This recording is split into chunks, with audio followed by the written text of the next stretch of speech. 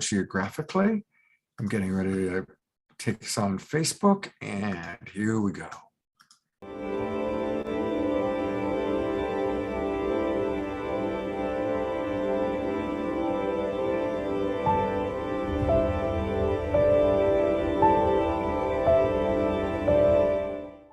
What if I were to suggest that you play a key role in the awakening world?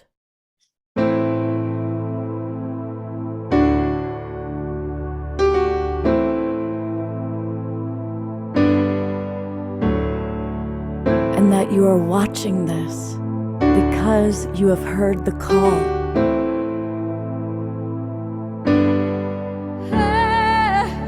We can start right now by opening our hearts and minds.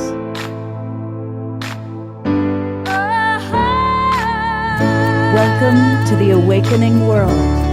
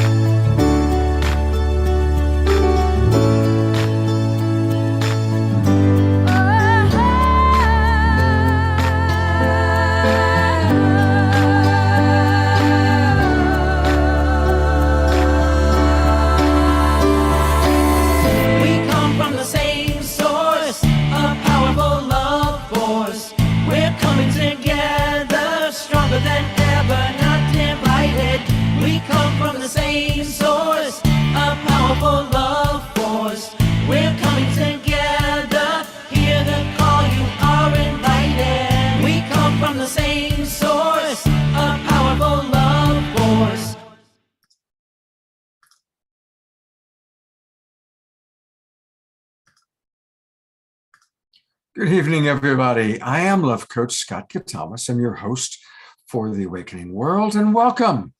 It's nice to see, as always, a lot of our dear friends already coming into the Zoom room. And I also want to welcome all of you who are watching on Facebook. And a big thank you, as always, to John and Summer Raymer. They run the Sign Network, S-I-N-E, and that gets us out to as many as 100 Facebook groups and pages. So that means that most of you are watching us that way. Now, if that's the case, or you may also be watching on Alan Steinfeld's YouTube channel, or the Global Peace Tribe YouTube channel, or our newest broadcast partner, the Conscious Awakening Network. All these different ways that people find us, and I appreciate that. And I want to invite you to come on into our Global Peace Tribe Zoom room. And that way you can directly interact with my wonderful co-host Leah and myself. We have some really wonderful videos we're going to be showing tonight. And we really want to get people's input, your feedback. We're going to comment a lot. So you're going to have a chance to see some amazing luminary speakers that have been on our show before. Andrew Harvey, Adam Apollo, Greg Braden, and Carolyn Myss. All four are amazing presenters, and they're all going to be offering tips, tools, and wisdom about these times that we're in right now. And we're going to talk about it. So come on in and join us, and it's really easy to do that. Just go to globalpeacetribe.com, globalpeacetribe.com, and register. You'll see right down here where it says register for the winter season. That's our brand new season. And so when you register tonight, you're going to get the links to all of our shows for the next, well, basically through the end of March 2023. We do 3, sometimes 4 shows every week. So for example, this is the show that we're doing tonight. Tomorrow night, we've got an amazing live broadcast with people like Lynn Twist and Jennifer Hill joining us, Shakti Durga. And then on Sunday, tackling a really tender topic, overcoming and healing from religious dogma and disillusionment of religious experiences. So that's just this weekend shows, and we've got amazing shows planned for the next 4 months. So you register once, you get the links to all those shows, plus you get the replay. We send out every Monday an email that gives you the replays for the previous shows. So come and join us. Now is a really good time to do so. We'll talk a little bit more about that later in the show. I also want to acknowledge that beloved brother Omashar is with us. as well as our co-host, the Leah Lovelight Michael, and really looking forward to connecting and chatting with Leah about tonight's segments. But let's get us off to a musical start and turning it over to Omashar. Aloha and namaste, everybody. Here is a song called Love Will Lead Us. And it will.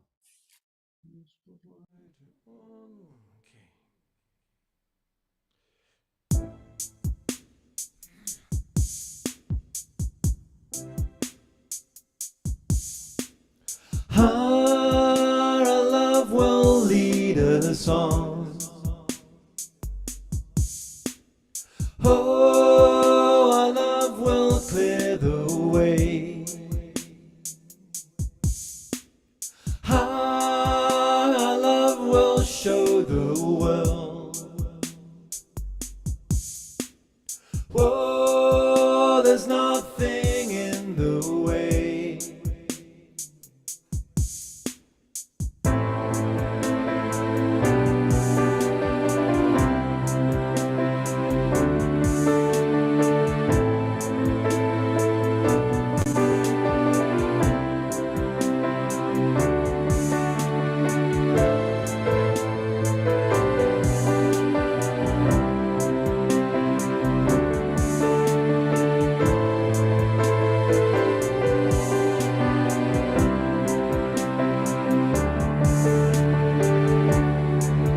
Light of love has come,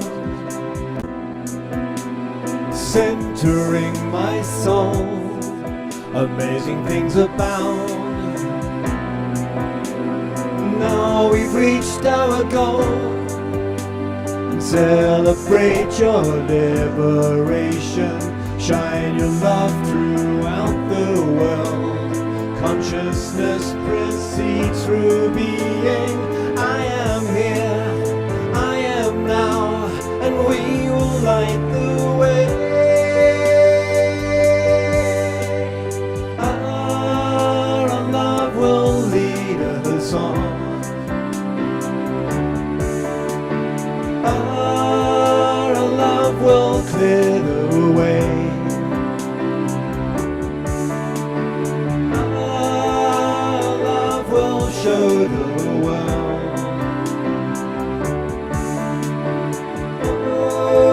There's nothing in the way.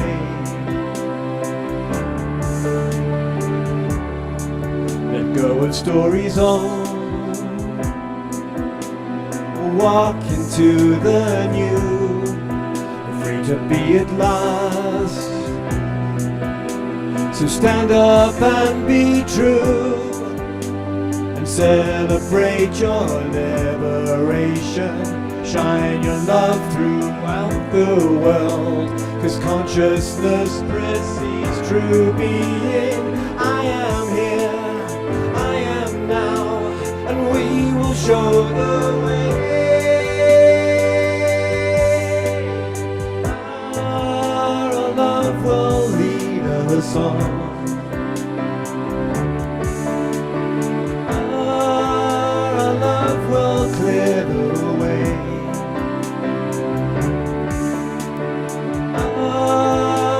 Love will show the world. Oh, there's nothing in the way.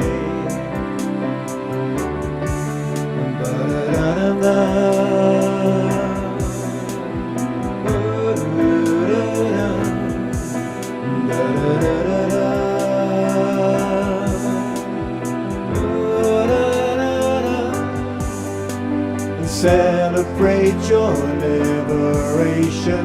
Shine your love throughout the world, 'cause consciousness precedes true being.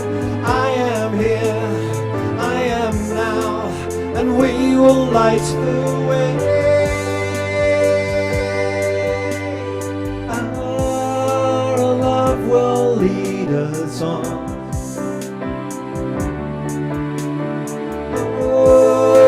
Love will clear the way.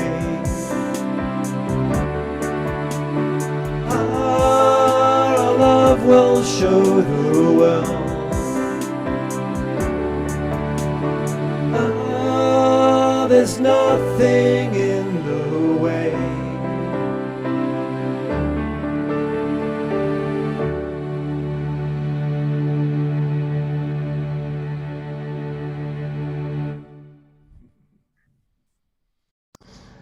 Love will lead us. Love will lead the way. Absolutely. And that's so much a big part. Yeah, go ahead. I'm going to put the spotlight on Karen for a minute because she's got that love leads the way heart right there. Thank you, Karen.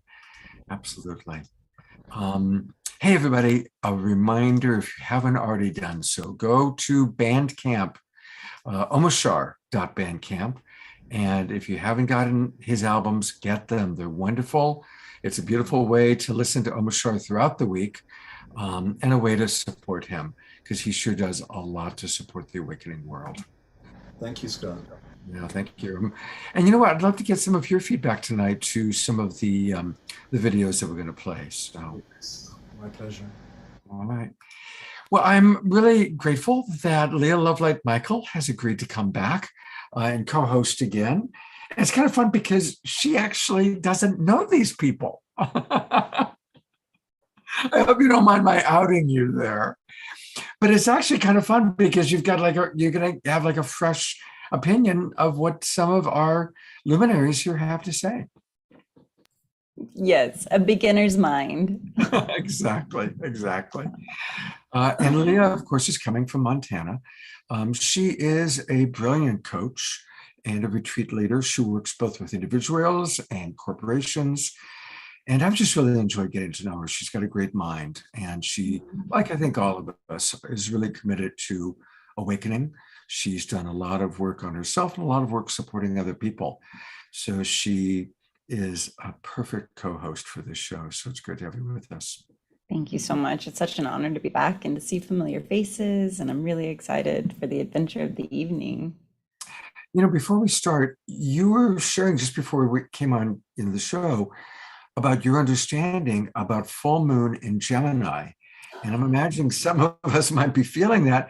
Do you want to share with the audience kind of your understanding about what's happening right now? Right now, well, it's very limited. I'm definitely not an astrologist, but I do know that Gemini is about, two things living within us, two personalities, two sides to everything. And so I believe that this full moon is really about like facing each other, what's inside, and it could be a little bit confrontational and it could be a little bit more endearing. So it definitely has the possibility to feel like multiple people are living within you. I know I've been feeling a little bit of it myself these last few days. So Yeah, as a coach, I've had a lot of people doing some pretty intense stuff. So it's a big time. So everybody slow down, breathe, watch our shows, be inspired. And if you're feeling a level of intensity, don't make big decisions right now. Not a good time to make big decisions. Talk them over with people that care about you and are centered. Definitely. All right. So I've chosen 4 of our favorite luminaries, Leah, and they all are talking about these times. And these are all people that have appeared on the Global Peace Tribe shows. And this very first segment is very short. It's only 90 seconds, but kind of really sets the tone for what I believe is taking place in our awakening world. And this is, of course, with Greg Braden. So let's hear what Greg has to say. The caterpillar that is to become the monarch butterfly is a voracious eater, and it will consume and destroy. Are you guys seeing video? there's no video, can hear it. Yes. That's funny. Oh, there we go. Oh, there he is. There Look it at is. that. So let's start again. All right. Greg Braden on caterpillars, take 2. The caterpillar that is to become the monarch butterfly is a voracious eater, and it will consume and destroy its environment before it goes into the cocoon, into the chrysalis. And if you believe that we follow the natural rhythms and patterns that nature is showing us, it's a beautiful analogy for what we have done here on planet Earth. We have consumed almost to the extent where we cannot consume much longer. But the caterpillar goes into this state where everything breaks down into chaos. If you were to look inside, it's mush. It is this thick, sticky, gooey mush that looks like total chaos from inside. But then this beautiful thing begins to happen. A few specialized cells begin to awaken before the others do. They begin to awaken and recognize that something new is possible. And they are, in fact, called in biology the imaginal cells. And it is those imaginal cells that inform all of the other cells in the sticky, gooey mush, that something greater is possible. And they become the organizing principle that allows the other cells then to align following what the imaginal cells now have shared is possible. Everyone in our audience tonight, everyone tuning in, everyone on this panel, and many others that may not even know are the imaginal cells in our collective awakening. Were you familiar with that analogy before, Leah? Yeah, I've definitely heard it before. It's quite beautiful. Quite beautiful. It always makes me think of what would it take for the imaginal cells or the awakened people? What would it take to actually start to form and create a butterfly within humanity? And I think that shows like this are doing exactly that. So I'm really grateful you've set out on this mission to bring people together. Oh, thank you. Thank you. And yeah, I do really believe that is what's happening. That is, and it's such a good analogy, including, my dog for all of a sudden wanted to come up. So she got very assertive just now. That was really something. So yeah, and the part about the voracious eating first, right? That really is interesting to me. Very, very interesting. We're going to come back to Greg a little bit later, but I'm going to play now a video from Adam Apollo, who's an extraordinary. I see Jeffrey Colbrook is clapping his hands. He's excited about seeing Adam. We have kind of the older generation that we're going to hear from, like Andrew Harvey and Carolyn Myss. And then there's the next generation that is people like Greg Braden and Adam Apollo. And I think what Adam has to say is very powerful. It's a lengthier video. So everybody get ready, because he offers a very, very powerful vision. Whoops, that's my dog putting her hand on the keyboard. He offers a really powerful vision of humanity and where we're going. So let's take a look. I get to introduce our first primary speaker tonight, and that's Adam Apollo. And he's a remarkable human being. Let's just start with, this is someone who has had, since childhood, numerous experiences with extraterrestrials and multidimensional reality. And that in itself is, I find that people that have those experiences have come into this world as master souls to teach us, to lead the way, to help in this incredible new paradigm. And boy, has Adam showed up in that way. He's been a featured speaker on future technology and unified physics at the White House, the United Nations, and conferences all around the world. He's the founder and CEO of a very important organization for us to keep track of, Superliminal Systems. He built the Resonance Academy for Unified Physics, and he has been writing the college-level modern physics module, exploring physics history. So he has taken these amazing experiences and downloads that he's received and is applying it to the real world. So Adam, thank you so much for being with us, and thank you for your service to humankind. Thank you. Such a pleasure, Scott. Thank you for the warm introduction. It's so nice to be here with all of you again. And tonight, I have a very important topic to speak on, and one that is dear to my heart and central in many ways to all of my work, from unified physics to spirituality to our relationship with the galactic family, to our ancient wisdom keepers around the world and the medicine and teachings that they have to bring to us. And that topic is sovereignty. This is a fascinating word, isn't it? To be sovereign, to be ruler of one's own domain, to be a kingdom of oneself or a queendom of oneself. But what is sovereignty? What is the power of choice? Where does it come from?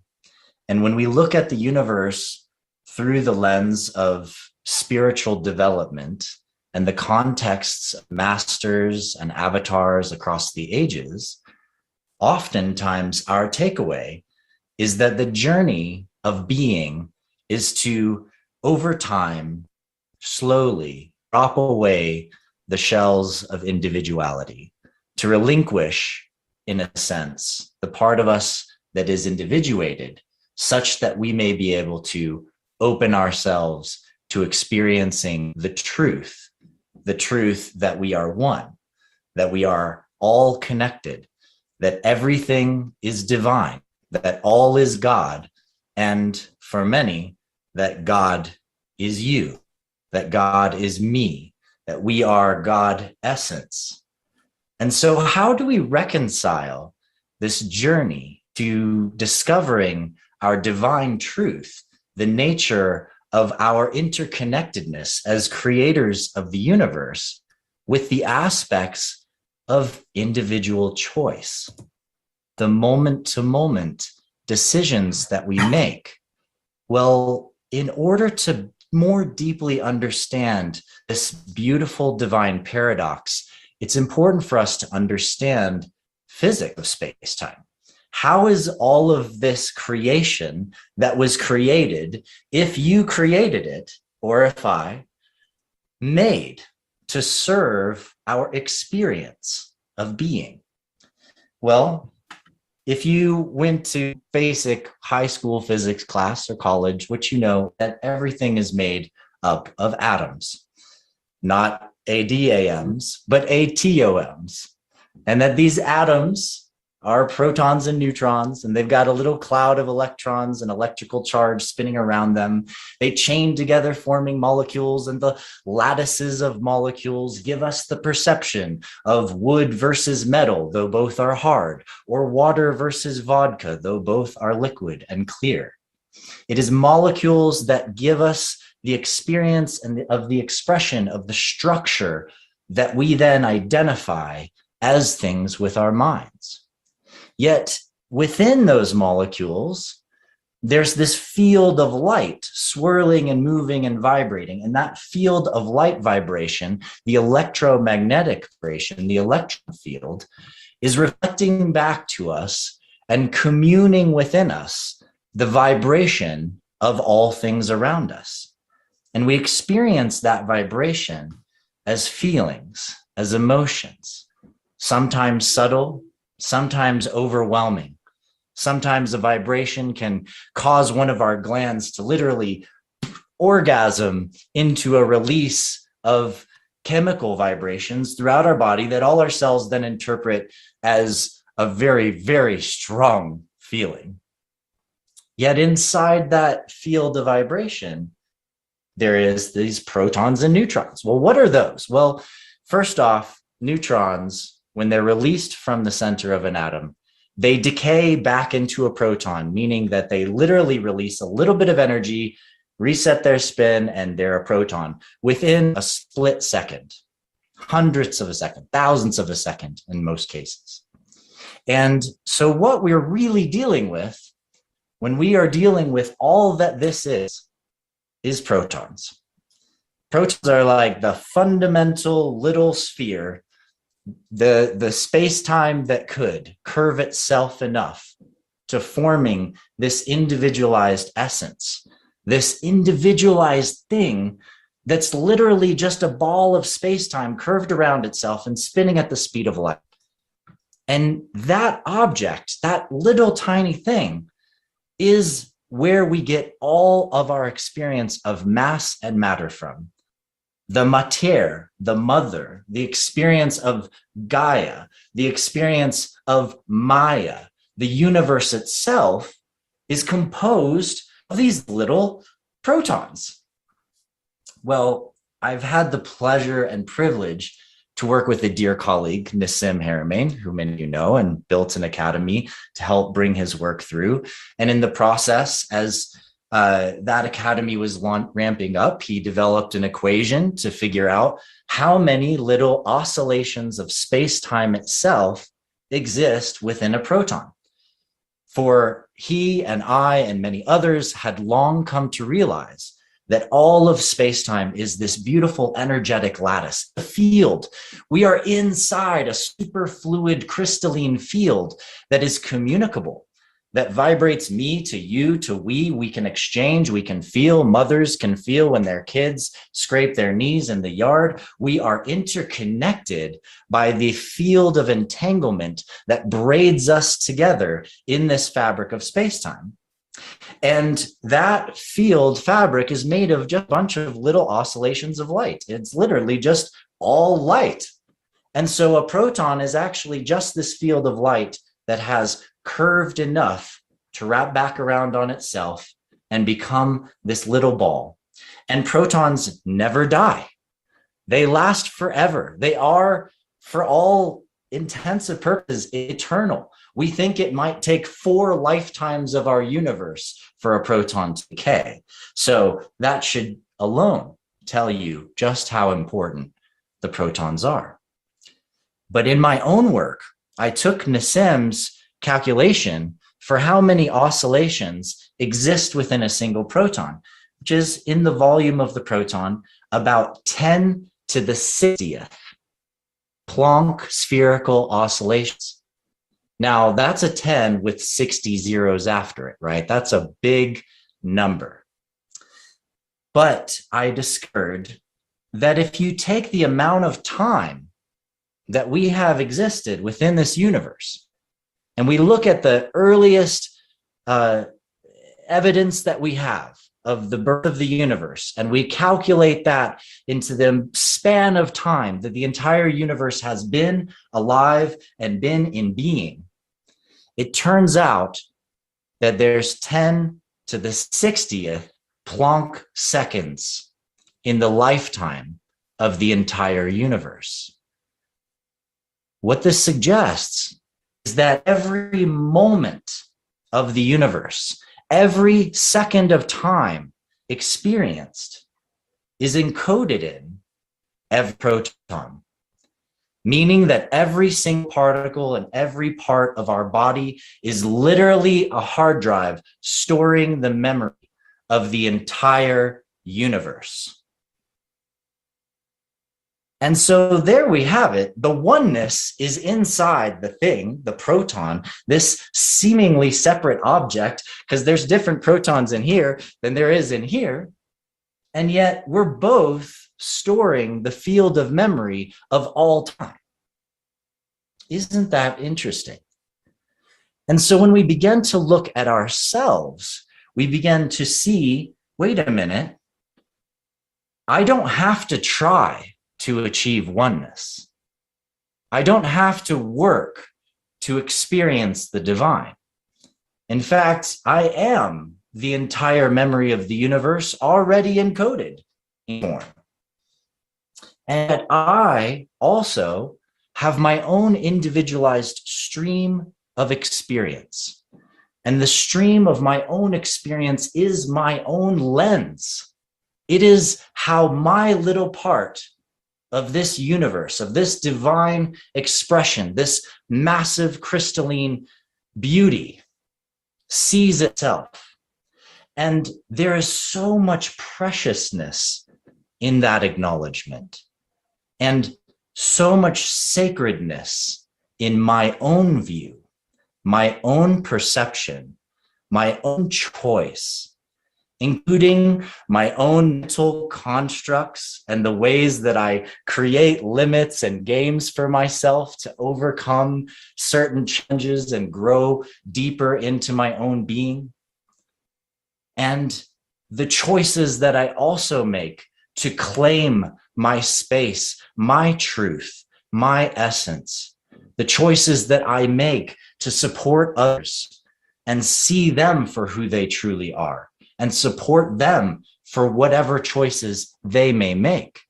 For when we deeply get in touch with the key to individuality, this essence of truth in who we are, both as individual beings and as divine collective beings, when we look at the unified harmonic matrix, which I teach often, half of our energetic vehicle is dedicated to us individually, while the other half of our energetic vehicle is dedicated to us experiencing us collectively. And there's a bridge between the two, and that bridge is both the source of all harmony, of all peace, of all communion, and it can also be the place that we feel when we're separate and we're different the most intensively. And that place in the center between our collective physical, emotional, mental, and our individual mental, emotional, and physical is our heart. Our heart as a singularity, a spark in the center that is intrinsically interconnected with the truth of all being and the eternity of all being, also knows what it means to be alone, to be individual, to be one, and maybe in oneness, being alone as the only thing that exists, as the everything. It is love, and it is all of the beautiful tension and change and challenge that comes with living love and expressing love across all of its layers and dimensions.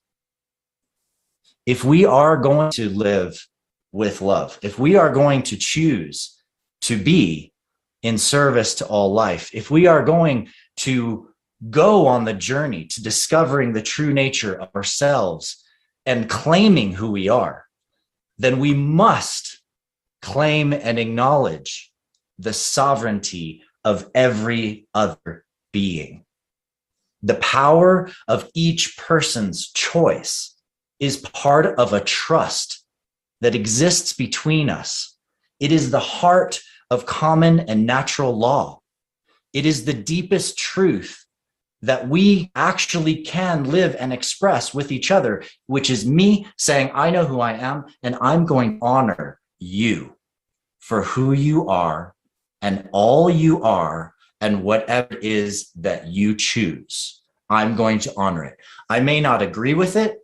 I might think it's crazy, but I'm going to honor that choice that you are making because I understand through myself that my own choices are the very things that have enabled me to evolve into the being that I am. It is my choices that illustrate the painting of my soul upon the world. It is my choices and the honoring of my own choices that help me to love myself, no matter what it is that I face. It is my choice, and it is my freedom to make that choice that matters most. And through that, I can be love. I can be living. I can be honoring, and we can be in grace together.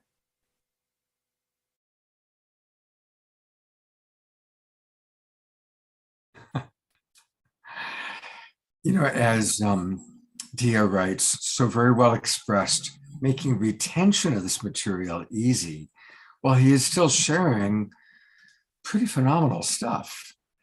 So Leah, as a virgin to Adam Apollo, what stands out for you? I mean, I totally agree with Dia in the fact that he's so very well expressed and he makes it really easy to understand. I have a lot of respect for his perspective on it. And I loved when he said, my choice illustrates the painting of my soul on the world. I thought that was so beautifully put. Because for me, I do believe that the only thing that we truly have hope and control over is our own choice. and choosing to let people be in their own choice is a choice in itself. So it was really, really, really profound. And I never had heard that about the proton and the structure. So I'm a science nerd. I love science. So that for me, like, was awesome. And I could see Jeffrey like just like going and raising his hands. So he was so fun to see during this segment too. So really, really profound. Check out the movie The Connected Universe. That it really is amazing. That'll help you, Leah. Yeah, okay, it's on the list. You know what, Jeffrey, can you put the link to how we can find the Connected Universe into the chat box for us? Yeah, I can. It's pretty much everywhere. The Connected Universe will get you to the Connected Universe. How true, how true. Brother Omashar, what stood out for you in Adam's sharing? Well, just as clarity again, because when you hear clarity, it just resonates and it just pings on the crystal glass of my being. And something that I'm still hanging on to something that Greg was saying. And it was because it was a beautiful opening about the imaginal selves and the butterfly that we're forming in the cocoon. But what I noticed is not wanting, just bringing it back into that, was whilst we're in the cocoon at the moment, and it's only because we have the sounding board of things like the awakening world and other conscious friends that it doesn't look like chaos. But when I'm with myself, I know that I'm in the cocoon, but I'm looking around and it's just everything is disassociated and taking itself apart. And it's quite challenging to stay informed during that, if that makes any sense. You can carry on. I carry on with my day. I do my music writing and go for walks, do my meals and things, but it kind of seems a little empty, as if I'm waiting for something. And so I'm looking around within the cocoon, and I'm just seeing deconstruction. And I guess it's just a stage that we're in as we deconstruct. And how long is this going to take? Is it going to be a day, a month, a week, or a year, or 10 years? I don't know. But thank Goddess, thank God for those of us who can speak freely to each other, and the Adams of this world and the Nasseems of this world and the Gregs that just bring the crystal clarity directly into our heart, our mind. Beautiful. Let's hear from our next luminary, and it's Carolyn Myss. She is a 5-time best-selling author, New York Times.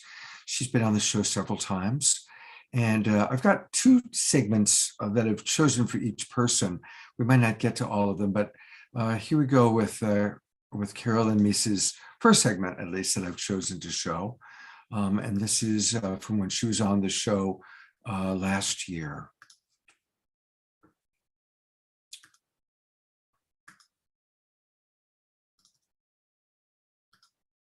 Here we go.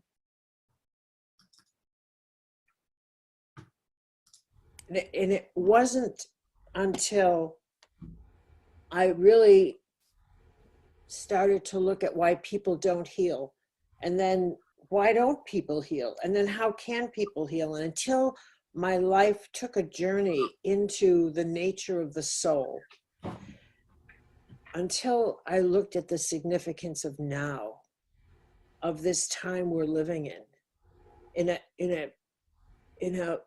huge cosmic way, the profound significance of what it is to be alive now, the privilege it is to be alive even in this chaos, but especially in this chaos, to understand that a biospiritual ecological theology is being born, and it is one in which the question of peace, why is peace so difficult? Why, when all these years of teaching, and I have asked people, what is it you're seeking? And they'll say, I'm seeking peace. I'd like my life to be more peaceful. Why is that so difficult? Why has that been such a goal that is so way out there, when in fact, if we treasure love and peace so much, why are those the 2 things that send us into therapy? Why are those the 2 things that have us forever in despair. And I finally realized that the task comes down to becoming a perfectly healthy you. That peace is not a matter of an issue out there. There'll always be issues out there, always. My background is in theology and in military history, the study of war and the study of God. And I've concluded that we all go to war at some point.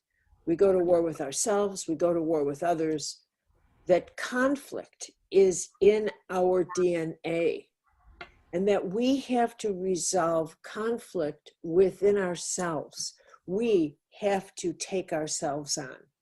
That in order to create peace, we have to first settle why we create conflict within ourselves, within a relationship, within the relationships of those we love. Why we have to win at all costs, why we have to get that last word in, why we have to be right, why we have to, what we will risk for the sake of our ego. And at the end, if I had the time to take this all and give you a crash course on health, I would tell you that your body and your spirit, your whole bio-spiritual ecological system that is you, your microplanet, breathes together with the macro planet. And that one of the greatest health foods you can feed yourself toward peace and unity for everyone is humility, is to become a humbler person, is to decide this isn't worth a conflict. This isn't that important. I'm not that important. I'm to really humble up, to really begin to live a humble life on this earth. That is, for me, one of the true contributions to yourself, to your body, to your mind, to your inner world, of what generates health and what generates peace and what generates tranquility in yourself and in how you see the world and in how you then treat others and how you respond to others. That this is the way in which we begin to generate an atmosphere of peace and tranquility around us, is by beginning to live in a more humble frame of mind that says, and to not fear being humiliated by following our soul's guidance.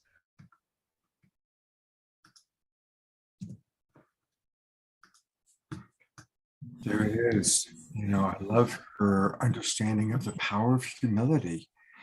And that's what stood out for me. Leah, again, your introduction to Carolyn Myss.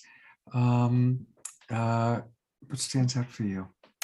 I'm going to echo the power of humility and humbling oneself. I think that's a sacred passage to go on, almost a rite of passage, I think, if you are on a healing journey.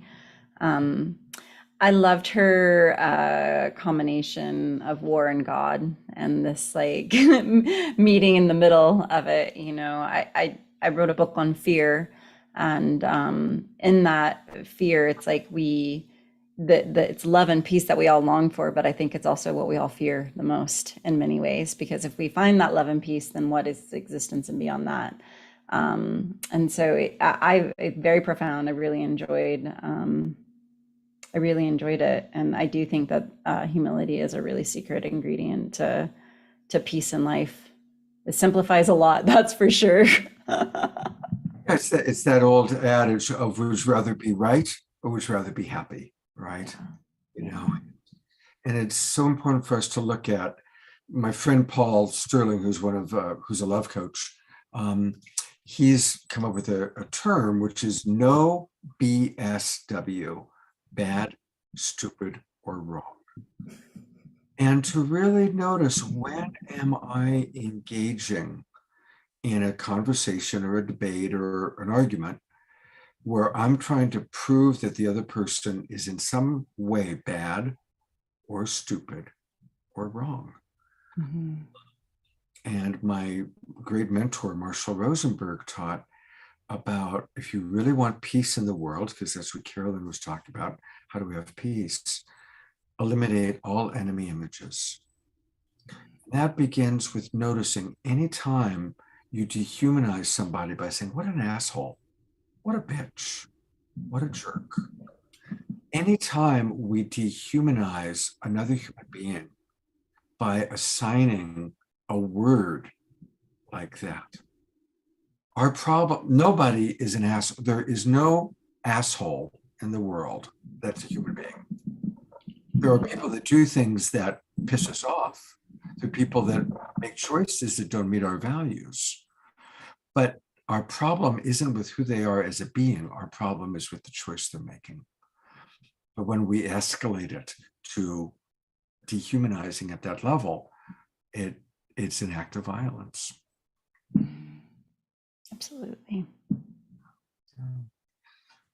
Brother Omar Shard, would you like to chime in? I'm going to bring you up, see if you'd like to chime in on this. Yeah, the chiming in. It's as we awaken, and I remember a few years ago when I was starting to realize that I was actually awakening. I thought, holy crap, I have to police every single thought that I have about myself and another person. And the BSW that Paul so eloquently states, it's I find every day that I'm finding some level of judgment towards somebody. And I just have to say, stop, this is not acceptable, and pull myself in again. And of course, that's when the humbling is and the humility is, because if you realize that some knee-jerk reactions you've had with somebody, and suddenly you're judging them, and you pull it back in, there's this kind of this shame thing that happens at the same time. My goodness, I just dissed another human being. And so it's just a process. And and going back again, I think I wrote it in the chat to what Adam was saying, of the protons, and the memory form within each proton was the memory of the entire universe and the entire intelligence of the universe. So that just shows to me, well, all I have to do is get really silent and tune within to find my way forward. And so that's my little snippet for now. There's so much. This is such a full topic, and it presses all of my consciousness buttons. And so, yeah. I'm going to read a couple of comments, and then we'll move on to more Greg Braden. Dia writes, our DNA is evolving out of the warring component. The 12th strand is being reestablished. I'm very grateful to Caroline's 3 decades of inspiring me in my spiritual growth. George writes, Dr. Gabriel Cousins confirms Caroline's opinion in his book, Sevenfold Peace, in which peace begins in the body and proceeds outward to family, society, and culture. Thank you, Susan, for sending invitations to 3 friends for the new season of The Awakening World. I'm really grateful for that. And we are going to be talking about the new season of Awakening World in a few minutes. Really do appreciate everybody's comments. And we're going to go to a little more from Greg Braden. I'm kind of coming in to the middle of a sequence where he was with us on Saturday Night Live, and then I'll stop it when we get to him talk about the caterpillar part again. So here we go with some more Greg Braden.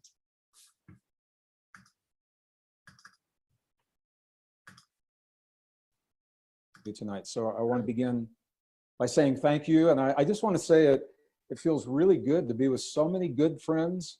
Some people on this panel I didn't know would be on the panel. I haven't seen for a long time. I know there are a lot of our global family that are tuned in right now. They're going to be watching this. And I just want to welcome everyone. And it just feels so good to be here right now. And I was listening. Well, and I have to say, Manos, my brother, you are so awesome. I expected that I would hear the flute tonight. You and I are flute players together, and I was very surprised and really love what I just heard. So thank you. You did a beautiful, beautiful job, and it feels really good to be following what you've just done here. Thank you. Hey man, we all trying to awaken our Buddhas. That's all it is. Absolutely, absolutely. Teresa, when you were doing the introduction and we were showing the film at the very beginning, I had this flash, the beginning of the movie Contact, where all of the broadcasts that have ever been created on planet Earth, they continue to emanate into the stars long after the broadcasts are complete between us.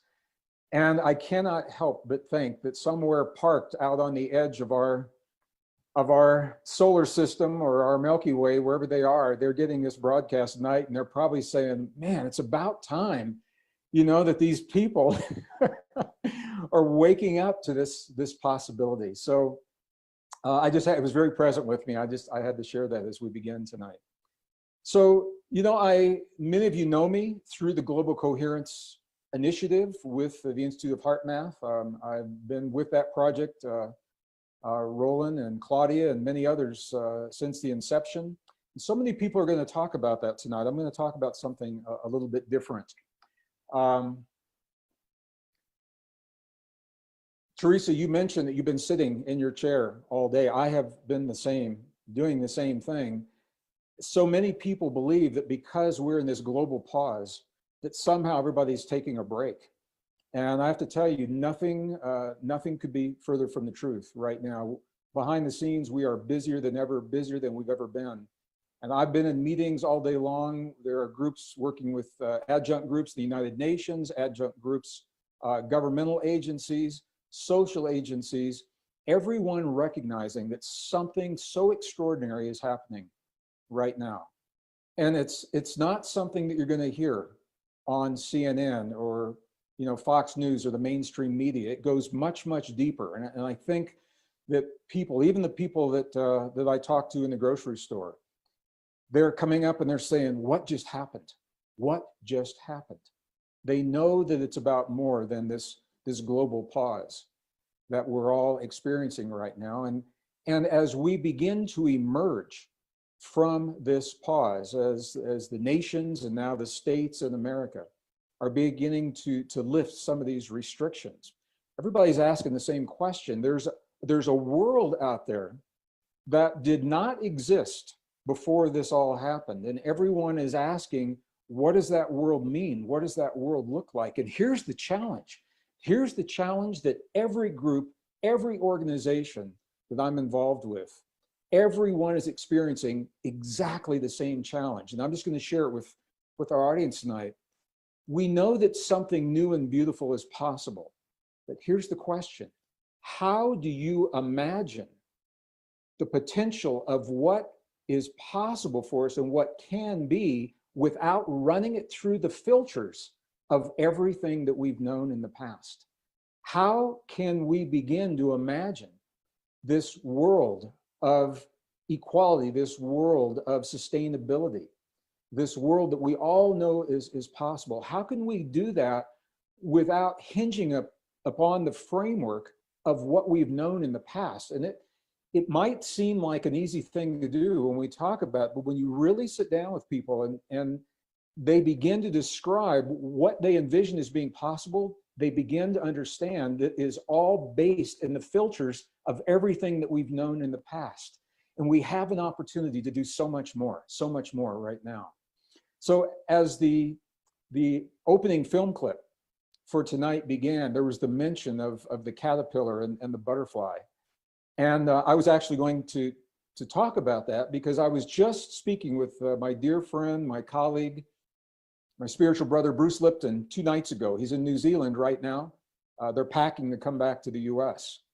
And Bruce shared something with me about the caterpillar analogy, because we've all heard this before, but he expanded and shared something a little bit different with me. And I want to share it with you tonight, because what he told me as a biologist, he told me that that the caterpillar that is to become the monarch butterfly is a voracious eater.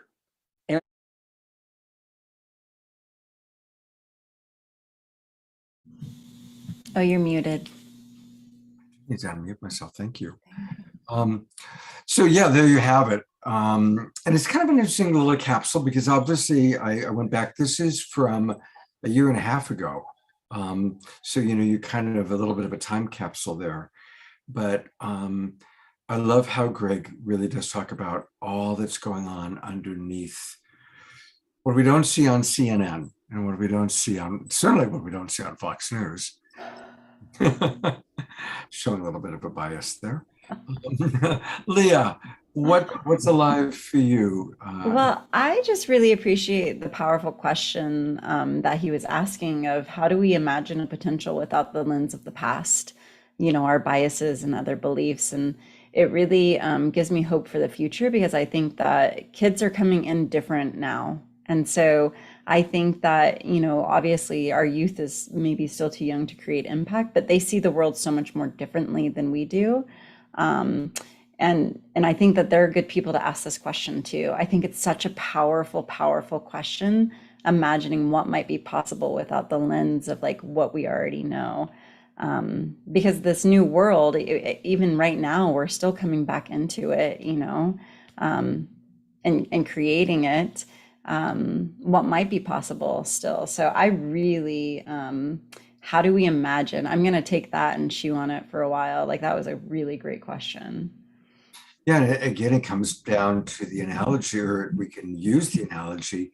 How could a caterpillar ever imagine being a butterfly, right? It's like so radically different, but those imaginal cells, right? Mm-hmm. And maybe that's one of the reasons why the John Lennon song Imagine has become, one of the most popular songs of all time.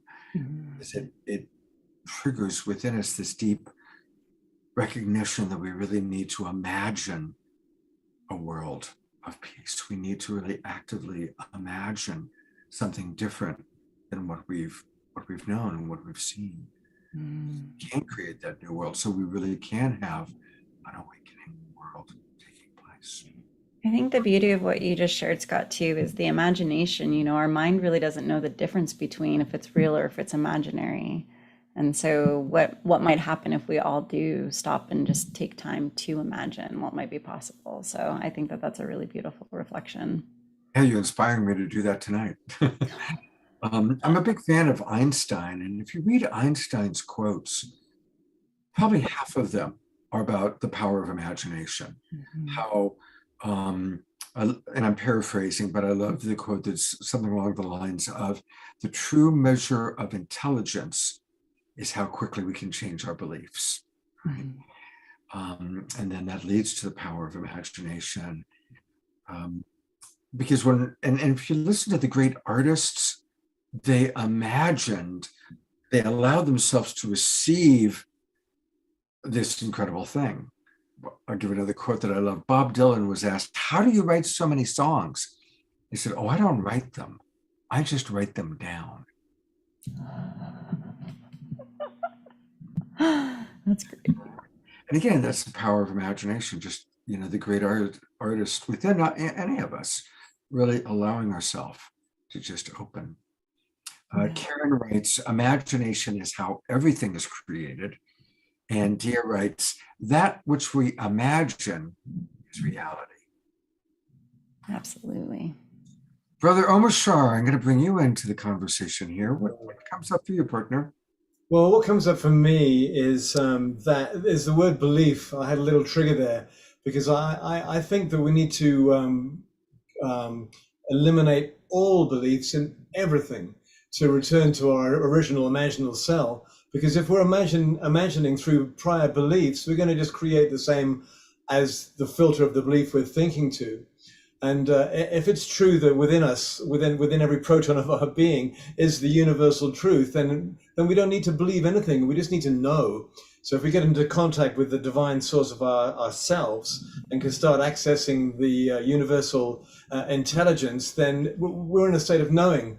And from that knowing, we can truly start imagining something really phenomenal and great. And we need to hold it as a group vision, because if we don't have imagination, we're just going to have a rudderless future.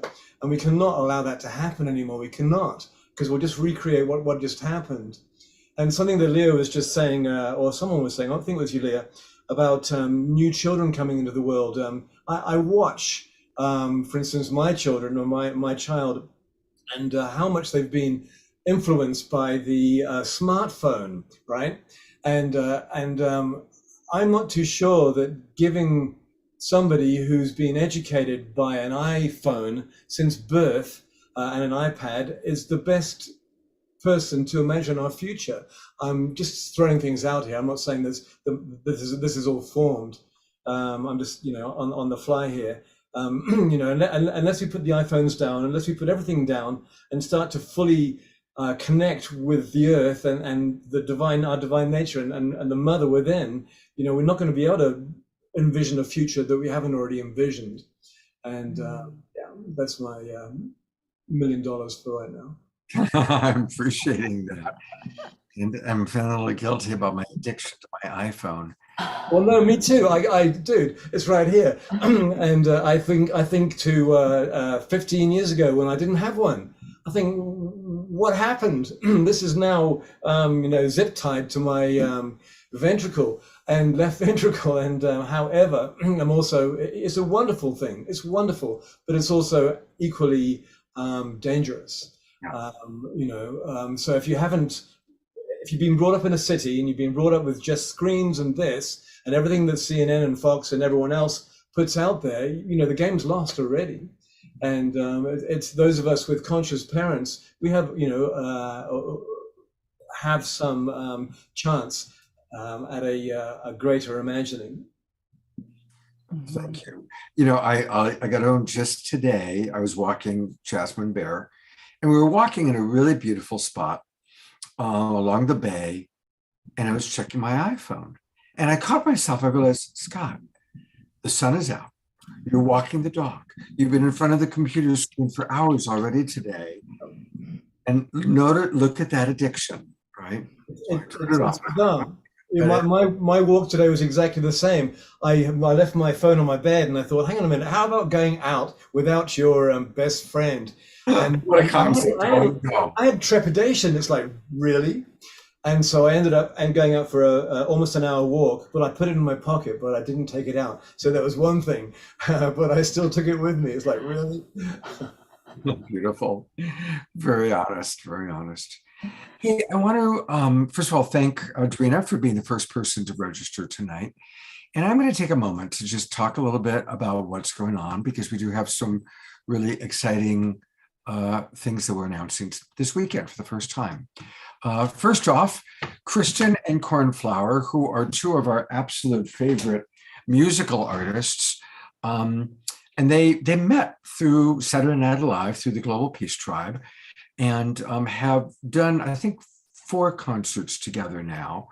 And I said, hey, how about we do one on New Year's Day? And they both liked the idea.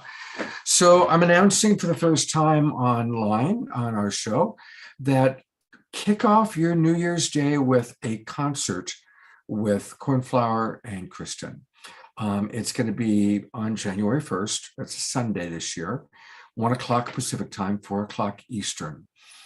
And I'm also announcing that we have just opened registration for the new winter season. Yes, I have decided to do another season of The Awakening World.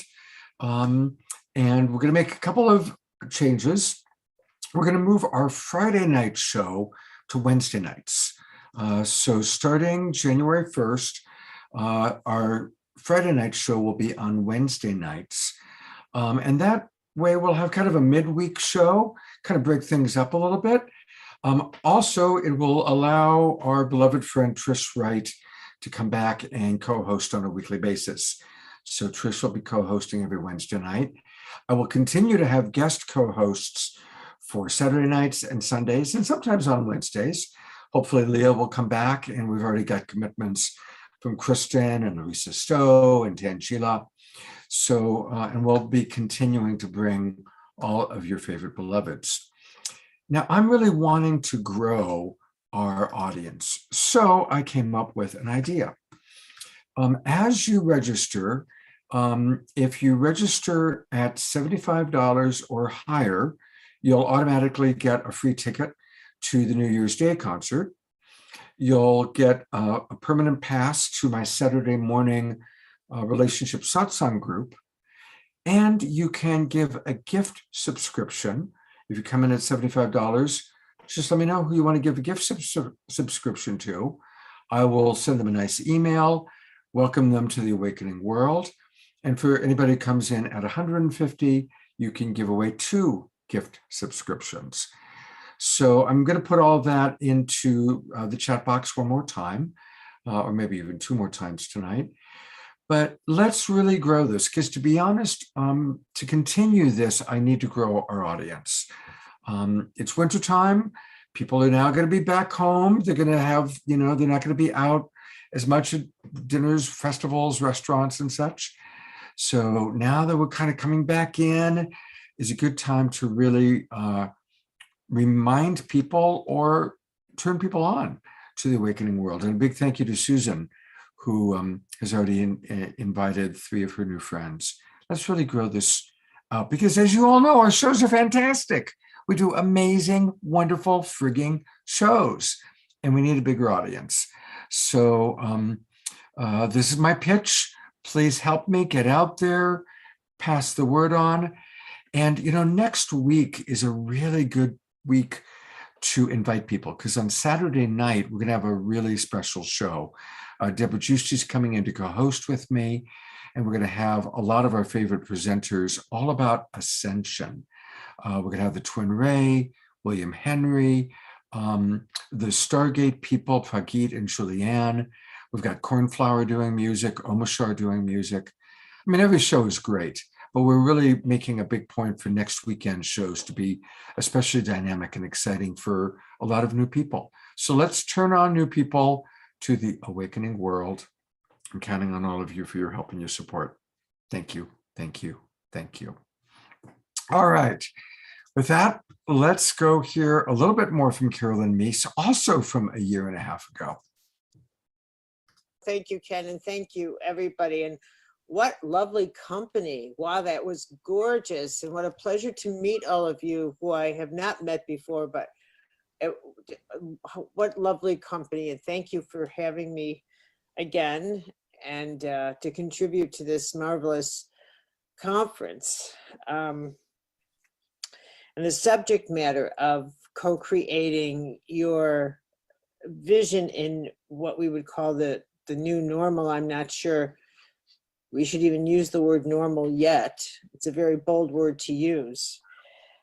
So I've just put down a few thoughts in a few minutes, and I hope that they'll be of some use to you.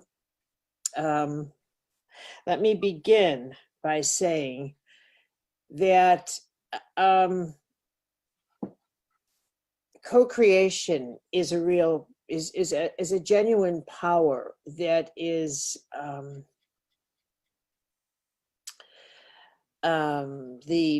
your soul is your battery for co-creation, and we don't have the time to talk about how all of that mystical phenomena works, but suffice to say, live as though you get it, that you get that all life breathes together, that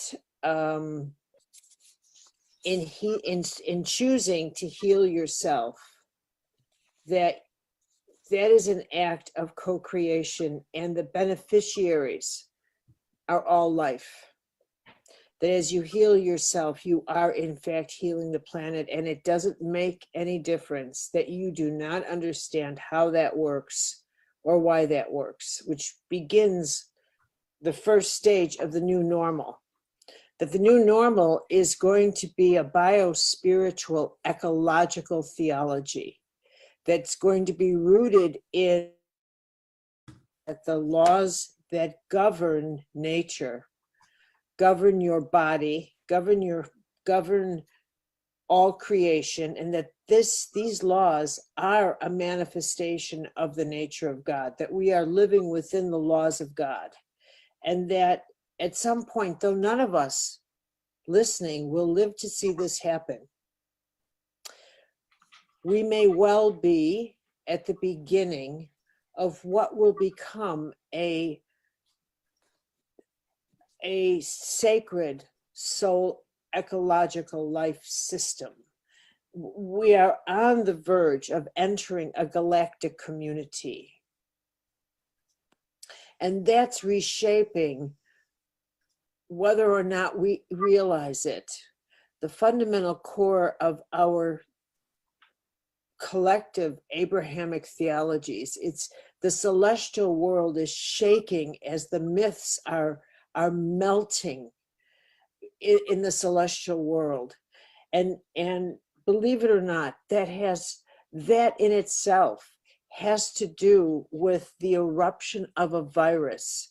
I know that I feel like I have but a few minutes to tell you that even that is contributing to the rise of hysteria that the world is feeling, and the phenomenon occurring at the exact same time that some force greater than life, than the life we see, has stopped the planetary community and communicated the message to the whole: heal now, heal now. And that, as I know in my own work of 35 years in healing, that in order to heal, all of the contaminants rise to the surface when a crisis happens. This pandemic, though they will find and seek a biological reason, of course they will, but I'm going to tell you that just like they'll find a biological reason for why you get sick, you know quite well that deeper than that are the emotional, the psychological, the complexities of your soul that participate, co-create the reason why your body then presents the finished product of an illness. So what we are witnessing now are all the components psychically, energetically, that have arisen, that are participating in why we are now in a global virus. It is a psychic virus. It's an energetic one. Yes, indeed, it's a physical one. But it's one that is bringing out so much that needs to be healed. Not just the physical virus, but all that has led to an imbalance in nature of a catastrophic proportion. Not just Mother Nature, but in our natures. In our natures. Because they're one and the same thing. And so when we talk about the new normal and envisioning it, it has to be that this vision that we hold is how we conduct ourselves consciously and spiritually.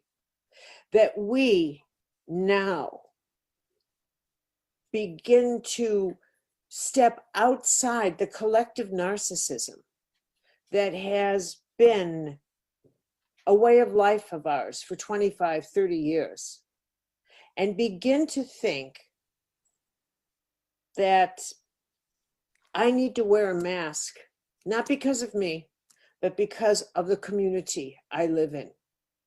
I need to start realizing the law that what is in one is in the whole, that what I do to others matters, that in fact all life breathes together. I need to put everybody else now on my radar. If they're hungry, I need to attend to them. For years, I have listened to people say to me, I think I want to be of service. Now life will be service.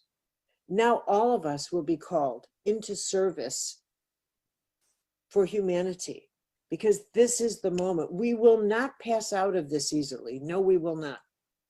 The pain that's erupting, the injustices we'll see, will not stop come winter, come spring. This is not going to be that easily resolved.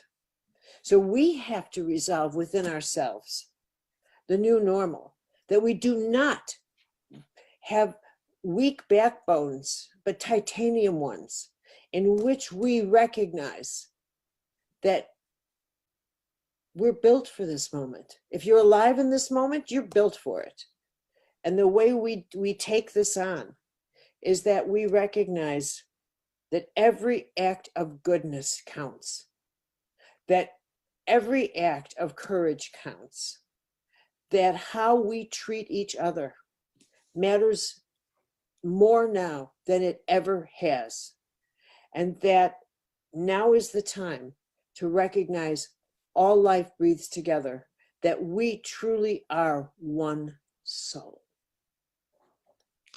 Thank you. Thank you, Caroline. You are fantastic. And her website is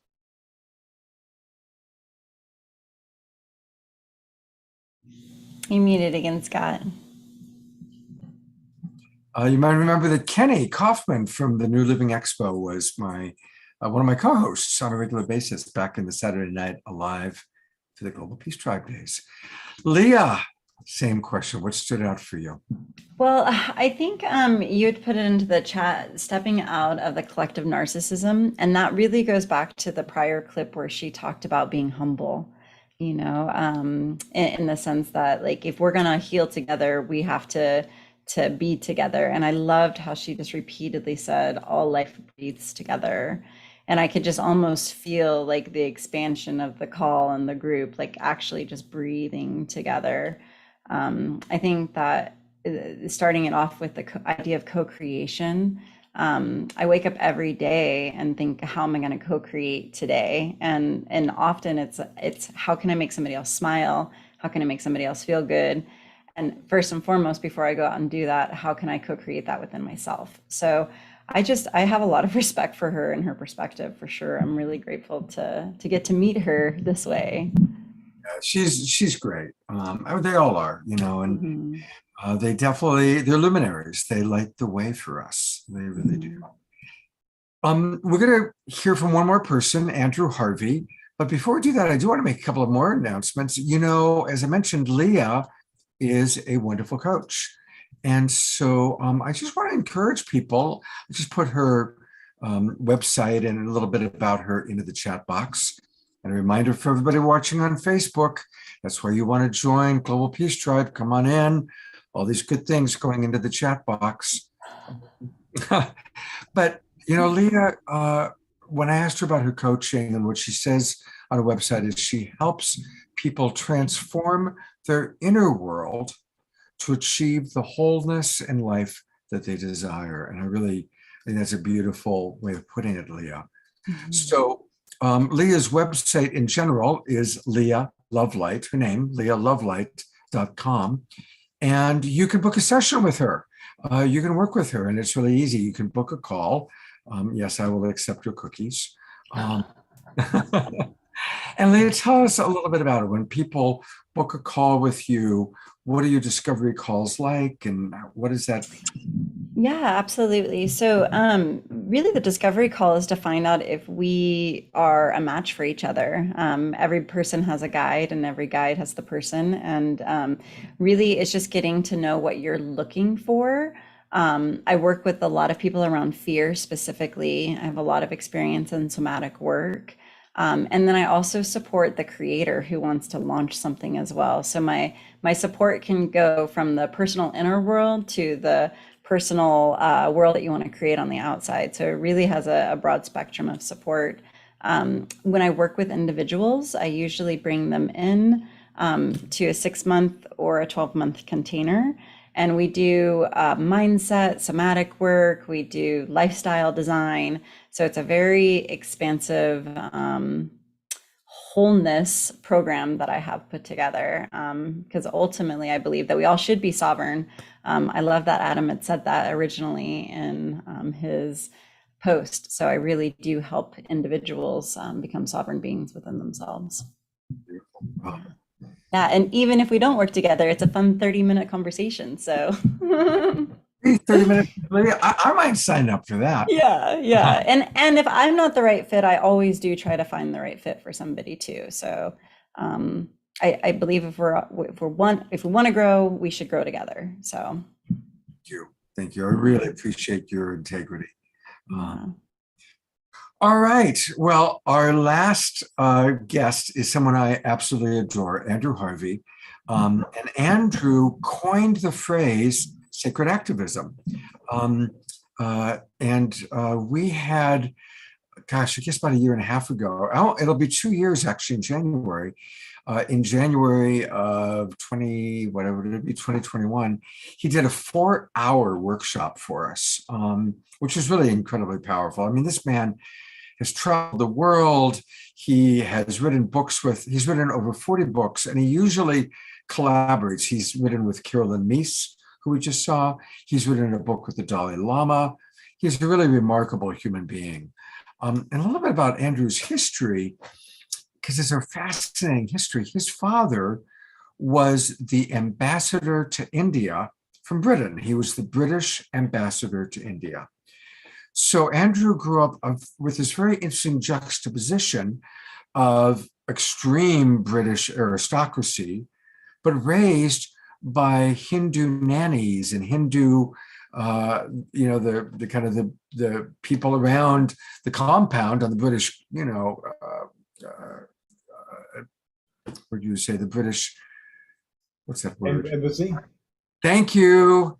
Right. All the Hindus that were like lower caste, hustling around and being supportive of the British aristocracy and the British embassy. And so he saw that difference between the, British aristocracy and talk about humble Hindu people. And he loved them both.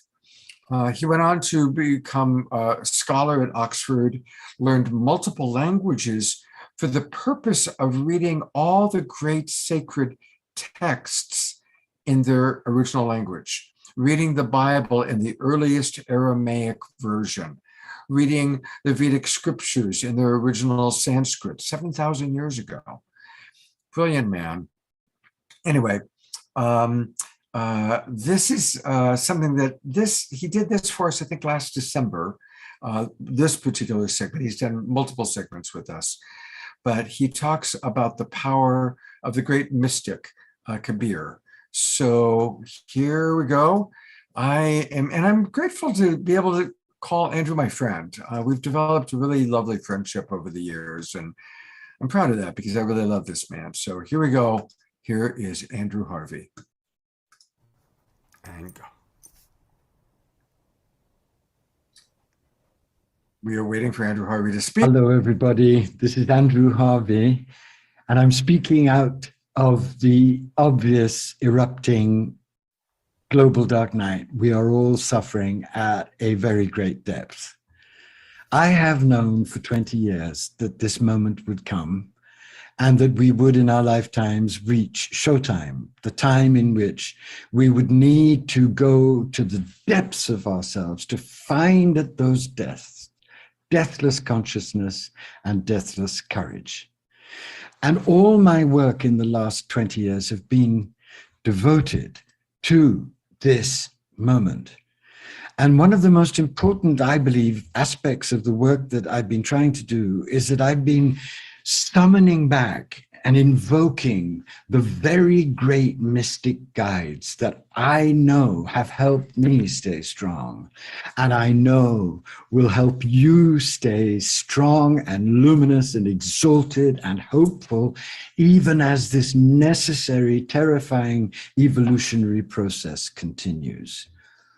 The greatest of these guides I have discovered for myself is India's greatest mystical poet, Kabir. Kabir lived in the 15th century, woke up to the knowledge that we were in Kali Yuga, knew that Kali Yuga would take us to this desperate moment, but knew something that I am begging you to align with at the deepest level of your whole being, knew that the birth canal of a new humanity is a devastating dark night, and knew that if we could align ourselves with the severity of this process, we would be born into a new divine humanity. For me, this is the key to everything. This is the key to the work I do. This is the key to the true meaning of sacred activism. And this is the key to getting through this horrific time with calm, with faith, with focus, with passion, with compassion, knowing that we are in the throes of a process we cannot control, but knowing that the destined, ordained goal of this process is not the annihilation of the human race, but the birth of a new human race, what I call an engoldened human race, a transfigured human race, a divine human race. There is no greater guide to this tremendous ordeal and birth process than Kabir, who lived it in his own life as a pioneer of this new divine humanity. And I have just produced a book for all of you for this moment called Engoldenment, with these three unbelievably happy Kabiris sitting on a stone steps in Benares. It's called Engoldenment, A Year with Kabir, and it is a Kabir poem for every day of the year, so that every single day you can get an injection of the wisdom that knows the truth about our time, our process. I cannot tell you how much Kabir has meant to me and continues to mean to me, and how overjoyed I am that I live to be able to give to all sincere seekers everywhere this greatest of all the prophet mystics, this greatest revolutionary of evolution, Kabir. So what I'm going to do is just read you 4 very inspiring, exalted poems about the new human, the new divine human, the engoldened divine human that we are in the middle of birthing in this agony.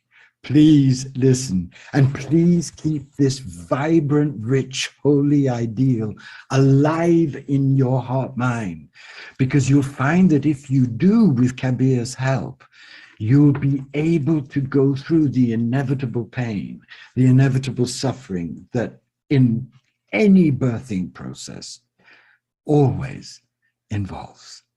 Don't be frightened of the suffering. It's not the suffering of the end, it's the suffering of the birth.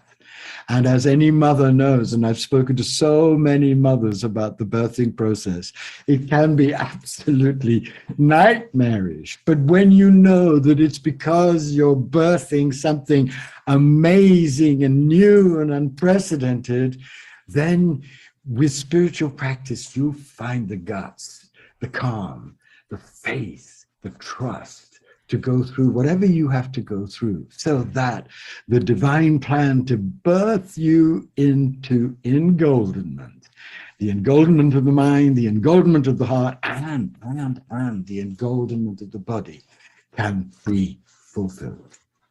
But don't believe me, I might be on track. Believe the greatest poet the world has seen with Rumi. The greatest. This is awesome. Thank you so much, Andrew. This is really, really. Can I read these 2 great poems of engoldenment? Absolutely. Can't wait. This is essential for us now. Kabir is the oxygen of our survival with grace through the dark night. And if you want, and I beg you to want it, not because I want to buy property in Malibu, I'm perfectly happy with my tiny condo, but because I want you to have the help that he's given me. And I know that what in my life has happened is that Rumi came first to prepare me, to soften me up, to receive Kabir. And that's what's been happening in the global stage. We've had this wonderful Rumi Renaissance, which has opened so many people to the divine beloved. And now, at our moment of terrible danger, Kabir's voice is coming in to give us the skinny in the most fierce and glorious way.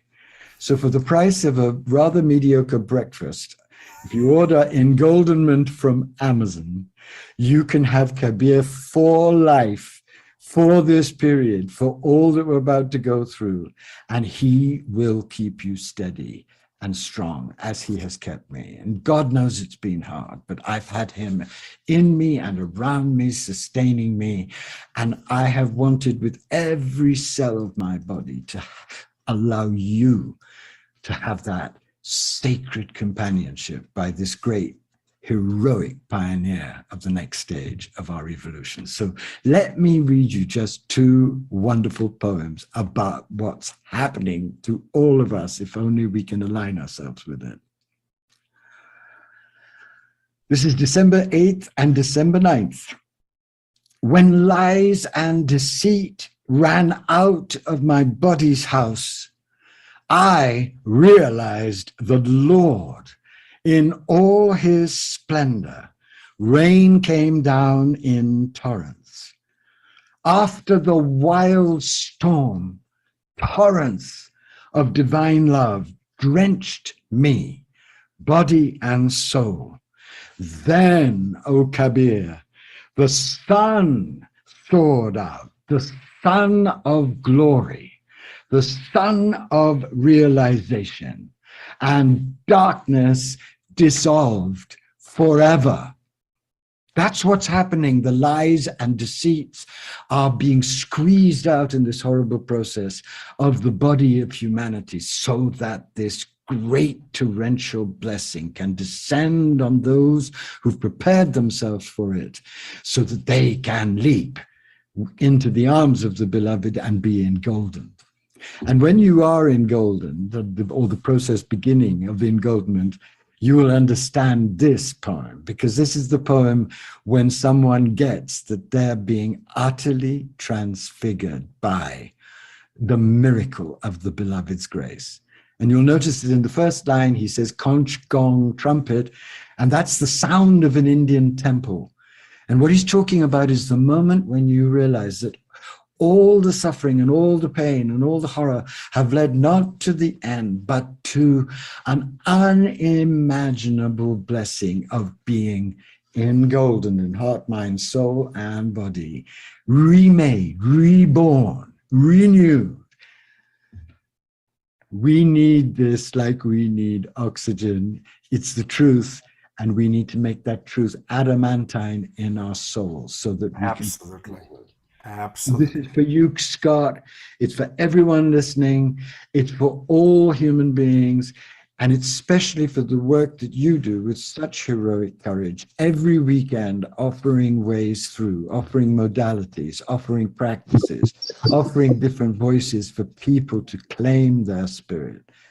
People like you are midwives in this great birth, and I bow to you for all that you give me in your love and loyalty, but all you give all beings. So I'm dedicating this in the name of Kabir to you.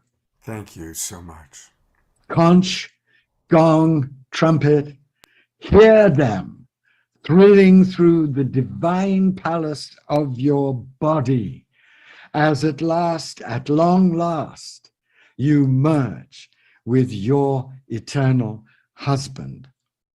Let love's mad joy surge through your whole being in wave after wave. This is what you were born for, and this is what you died to live.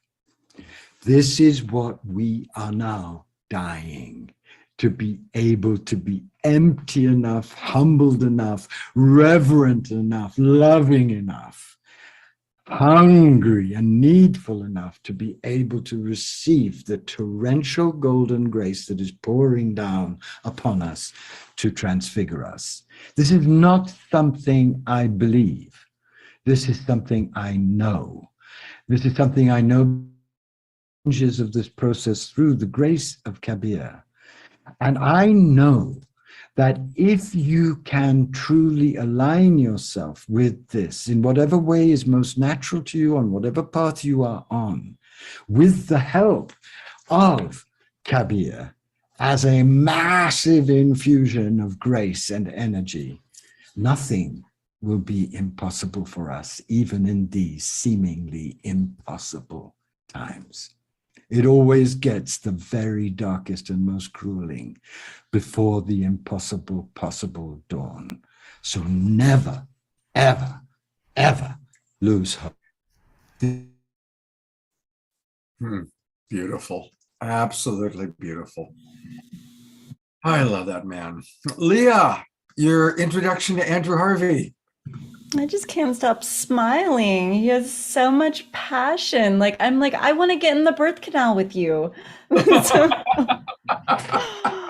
yeah, I mean, absolute passion. And I so appreciate him saying the suffering is not the end, the suffering is the birth. And I just like, that just brings so much hope into my heart. So, yeah, my cheeks are like sore right now. I love that. What a blessing. I'm going to tell Andrew that my co-host wants to be in the birth canal with him. Yeah. He'll love that. Omashar, what comes up for you, brother?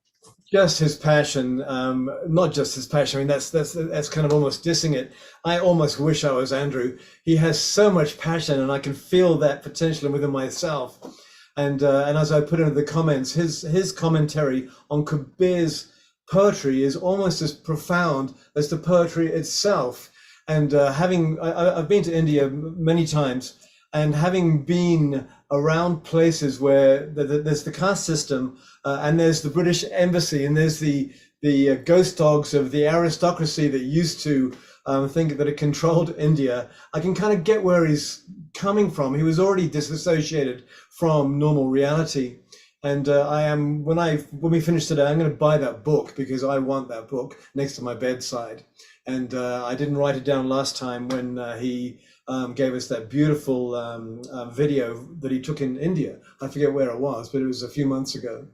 But what a beautiful, beautiful man. I'm just so impressed, and I'm so glad that you ordered this evening's video clips the way you did, because it's just, I feel alive again. Holy smoke, I didn't realize I wasn't alive, but thank you. Yeah, I figure we got to end with Andrew for sure. Yes. So speaking of getting his books, you can find him on Amazon. This is his Amazon site. Now, the one right here in the middle is the one that he, of course, was talking about, Engoldenment. And I've actually gone through 2 copies of it. But, while I'm looking at this, I do want to point out 2 of his other books. He's written 40 books, but A Walk with 4 Spiritual Guides is also, it was one of the first books that I ever read from Andrew. And he talks about the teachings of Krishna, Buddha, Jesus, and Ramakrishna. And it's a beautiful book and really fascinating. It gives his own unique Andrew Harvey insight into these 4 great teachers. And then the other book that I absolutely love is The Hope, A Guide to Sacred Activism. And again, Andrew coined the phrase sacred activism. And again, that passion that he has, he applies to how we must really do our sacred activism at this time in life. So you guys, it's Christmas time. Give people Andrew Harvey books and Awakening World subscriptions for your Christmas presents, okay? These are the Christmas presents. These are the stocking stuffers that I want to strongly encourage. We will conclude, of course, with Omashar music, but I wanted to give Leah a chance. Any kind of final thoughts, any final sharings, musings? Yeah, I mean, I just feel really inspired after this evening, and just thank you again so much for having me here this evening and being part of the community. It's just been real blessing. I love the full extreme from Adam to Andrew, like just it was all very lovely. So thank you. Oh, thank you. It's great to share that with you and get your commentary. Yeah. And hey, remind everybody, join us tomorrow night. We've got Lynn Twist joining us, Shakti Durga, a new guest. I haven't met him before, but Dr. Ara Supia is Deepak Chopra's #1 guy. And then, of course, Omashar will be providing new musical offerings, and Tatiana Speed is coming back. We love Tatiana. And my co-host tomorrow night is Jennifer Hill, and she always does a terrific job. She actually is invited Dr. Ara. So please join us tomorrow night. And then on Sunday, as I mentioned at the beginning of the show, when I was kind of going through the shows, we're going to be doing a really kind of important topic. I'm imagining many of us have a certain amount of disillusionment from the original religion that we may have been raised with. I find that most of my clients and friends went through that, and some have gone through some really serious trauma if they were raised evangelical or whatever. And Reverend Temple Hayes will be with us. She's gone on to become one of Unity Church's most inspirational worldwide teachers. But she was actually raised in a very evangelical home in South Carolina. Her father was the deacon. And when she came out as being gay as a teenager, she was told by everybody in her family, including her mother and father, that she would go to hell. And the family laid the ultimate guilt trip on her that, you have shamed our family, and we are just so devastated that we will be in heaven while you are in hell. Imagine as a teenager having that happen to you. The other guest that I'm going to have, Andrew Jasko, has written a book about overcoming religious trauma. So it's going to be a very dynamic conversation, and that's going to be what we're going to be doing on this Sunday show. So please join us. And to lighten up that difficult topic, we will have beloved brother Omashar choosing whatever musical offerings come into his field of inspiration. Wow, that was a trip, young man, because that belief in heaven and hell, holy smoke, how many of us have it in us, even if we weren't religious. And I grew up in Britain. Of course, Britain is Church of England, generally speaking, and Church of England is just a variation of Catholicism in a way. But good old King James thought he could do it for himself, and good old King James, whatever, he's gone, but he's probably reincarnated as somebody lovely this time around. So I'm going to play a song now, and it's called Love Is All There Is. And I played an unplugged version of it a few weeks ago, but I'm going to play the rocking one now. And so do we have any dancers? Is Jeffrey with us tonight? Of course he is. Yeah. And also, Sylvia always does a wonderful job.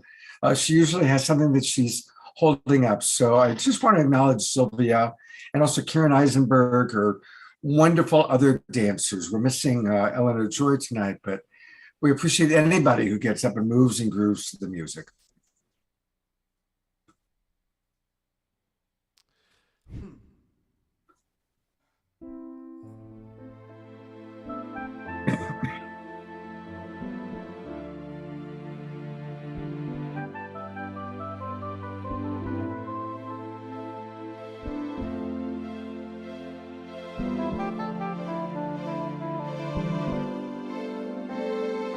Love is all there is.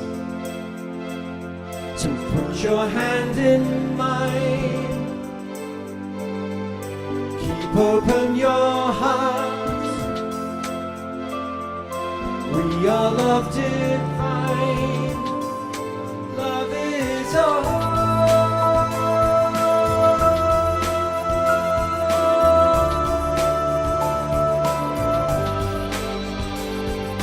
Love is all there is. Love makes you feel good. Love is perfect. Love is all there is. Anything less is nothing. Love's for everyone. Love is in everyone. Love is you. You are love. love is. Truth is in everyone. Love is truth. Truth is love. Love is. Love is. Love is. Love is all.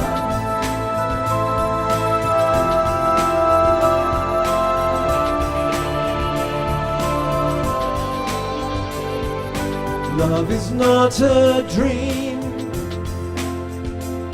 Love's all there is. Love's what we live for. This love lives in you, touching you, guiding you. Love is in everyone. Love is you. You are love. Love is. Truth is in everyone. Love is truth. Truth is love. Love is. Love is. Love is. Love is. Oh.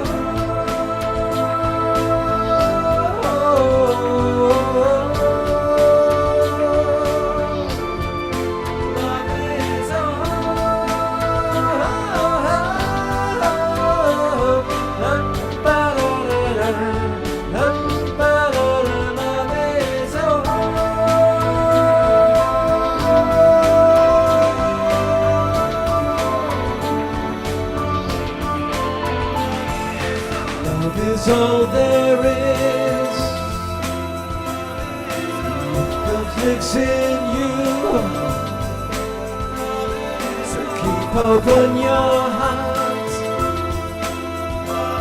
'cause we are love divine.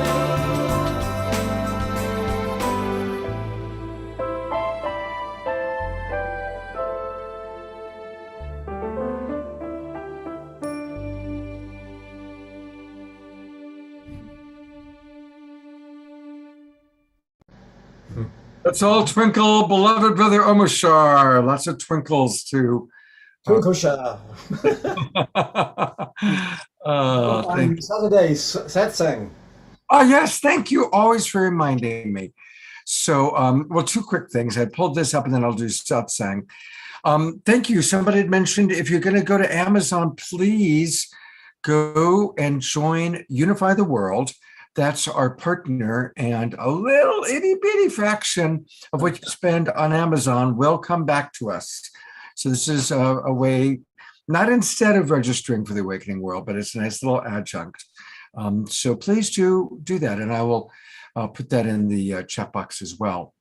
And yes, every Saturday morning I do lead my relationship satsang group. And this is several of you have been coming, and it's a wonderful way for us to come together. It's not recorded, it's not live streamed, it's just those of us present talking about what's going on in our lives. And as a love coach, I enjoy offering tips, tools, practices to enjoy life to the fullest. Sometimes some of my other love coaches join us. So that's tomorrow. 10 o'clock in the morning. Thank you, Omashar, for the reminder. And again, lots and lots of love, everybody. Thank you, Leah. I really enjoy having you co-host.